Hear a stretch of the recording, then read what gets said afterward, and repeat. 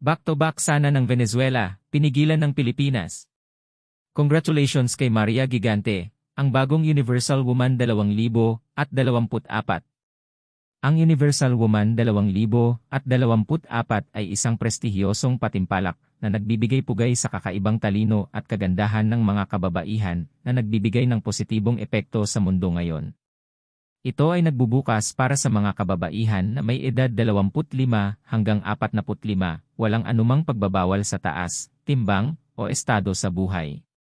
Sa Phnom Penh, Cambodia, noong Marso 22, ang 30 taong gulang na si Maria Gigante mula sa Cebu ay kinoronahan bilang Universal Woman 2024.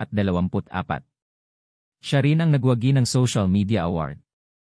Sa bahagi ng tanong at sagot, tinanong ang top 5 finalists ng "What does a universal woman mean to you?"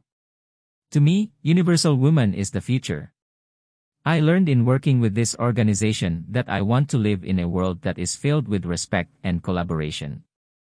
One that encourages us to step into our differences instead of ignoring them and learn to harness them in order to affect positive social change. I want to be in this organization because I feel that I am not alone. I am one in an army of women who are ready and willing to make a difference.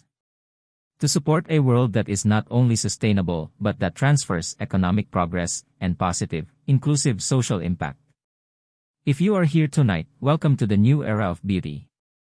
Si Lisandra Chirinos ng Venezuela ang first runner-up, samantalang si Elisa Messishine ng France ang second runner-up.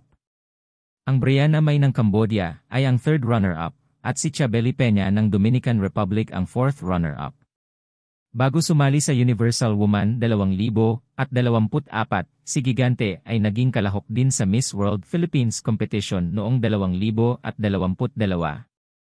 Congratulations kay Maria Gigante, ang bagong Universal Woman 2024.